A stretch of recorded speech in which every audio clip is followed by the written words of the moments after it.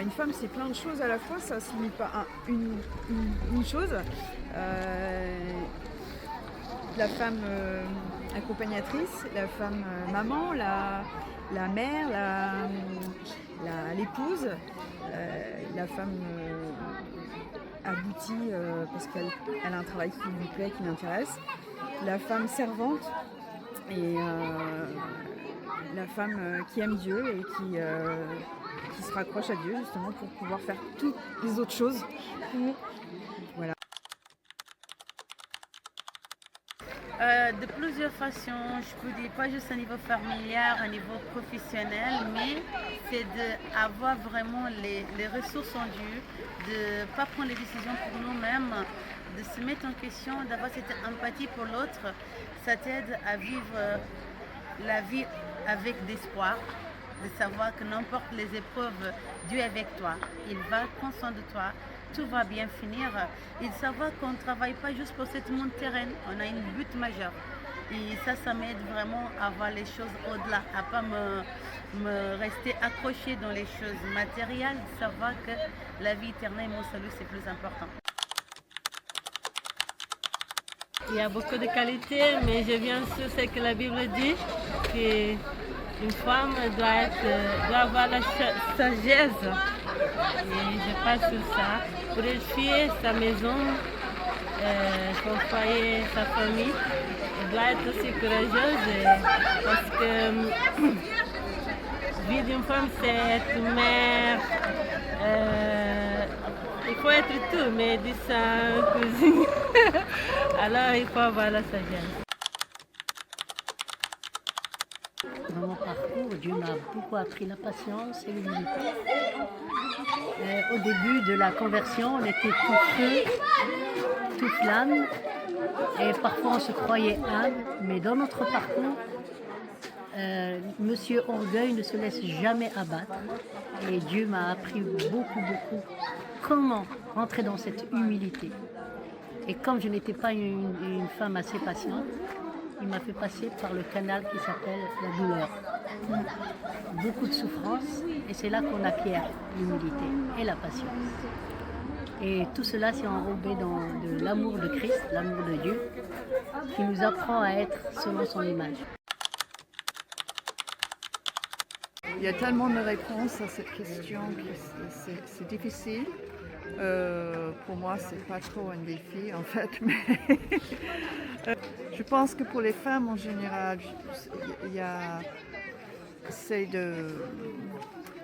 d'être à l'aise avec qui on est et en même temps avoir une présence dans la société, dans la culture, dans l'église, une présence d'égalité avec les autres, ne pas être sous-estimé.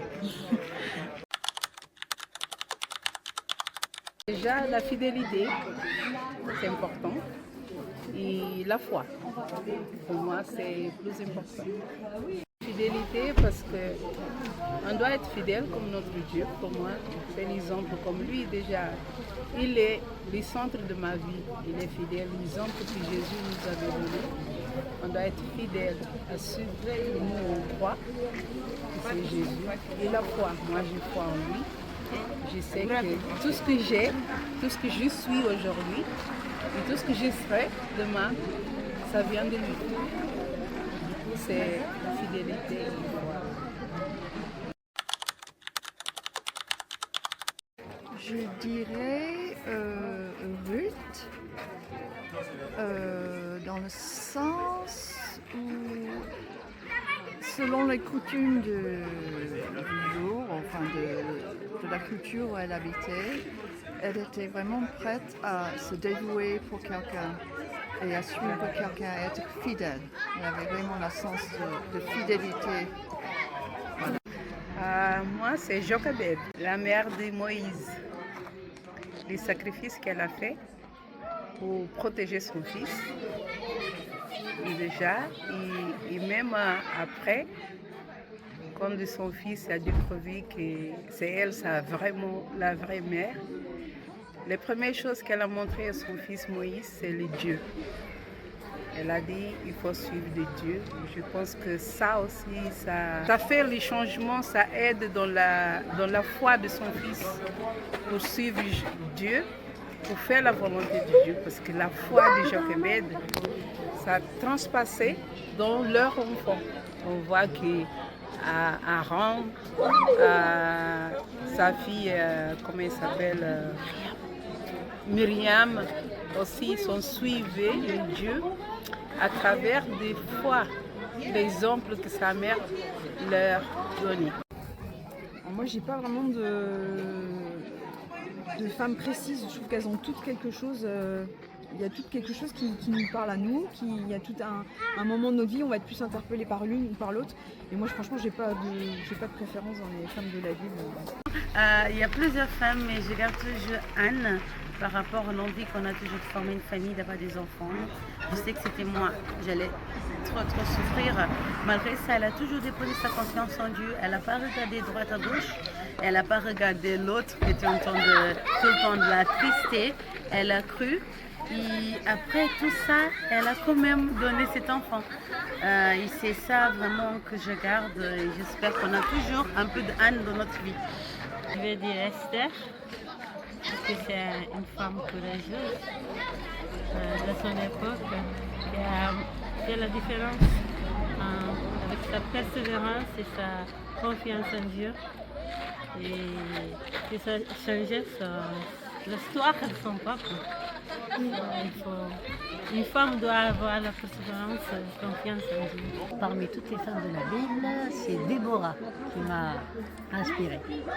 Déborah était une juge, elle avait déjà une place dans la société, elle avait une certaine autorité, mais quand le Seigneur a appelé Barak, Déborah n'a pas voulu accéder à la demande de Barak.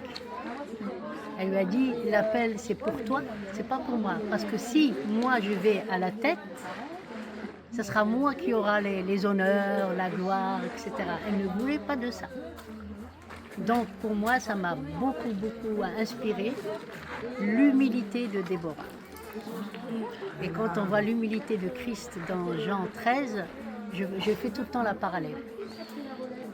Dieu, le Seigneur Tout-Puissant qui a lavé les pieds de ses disciples, et Déborah qui a remporté la victoire, mais tout de suite après s'est mise de côté. Elle n'a pas continué à dire avec un slogan, moi Déborah, je, non. Elle a repris sa place initiale, elle a laissé les honneurs à Dieu et rien qu'à Dieu. Alors dans la Bible, c'est le personnage de, je ne me trompe pas, de Ruth qui m'inspire le plus parce que c'est quelqu'un qui n'a pas hésité à quitter son pays, ses origines pour suivre sa belle-mère, en fait quand son mari est mort, et pour prendre soin de sa belle-mère. Et je trouve ça hyper courageux de faire ça. Et en plus elle a été vraiment récompensée pour cette générosité parce que Dieu l'a bénie, lui a donné un mari très aimant dans sa nouvelle patrie, a béni les générations qui ont suivi. Donc voilà, pour moi c'est vraiment un personnage qui a fait confiance, qui a donné d'elle-même et qui est parti et Dieu l'a béni. Alors je dis Marie, parce que en tant que mère surtout, j'ai vu la femme mère qui a su garder sa place avec Jésus et accepter que Jésus était son fils, mais qu'elle était promise à une autre vie et d'accepter que son fils puisse dire qui es-tu pour me dire si ton père, si ta mère et ton frère. Donc, et du coup, Marie a largement accepté cette position-là. Donc, pour moi, c'est Marie. Quand ça m'arrive, j'essaie de penser à la parole de Dieu qui dit en fait qu'on est aimé, que Dieu nous aime, quoi qu'il arrive, qu'on est précieux à ses yeux. C'est valable pour les hommes aussi, mais voilà, peut-être qu'en tant que femme, on doute plus. Et que malgré le doute, en fait, ça ne change pas la valeur que Dieu nous donne. Alors, je pense qu'en tant que femme, on doute souvent de nous-mêmes. On se remet beaucoup en question et moi, ça m'arrive souvent aussi. La femme, en fait, c'est qu'elle vraiment elle trouve sa place de femme, qu'elle sache s'affirmer, se faire respecter, mais avec patience, avec amour, avec paix, et qu'elle puisse le faire non pas pour une affirmation de soi, pour être supérieure, dans un sentiment de supériorité, mais vraiment pouvoir juste de se dire que elle est un être humain et qu'on apprenne à la respecter, et que en même temps cette personne puisse aussi expliquer à ses enfants ou aux autres jeunes filles comment comment se comporter dans la vie pour pouvoir vraiment s'épanouir, mais dans la douceur, l'amour et la paix.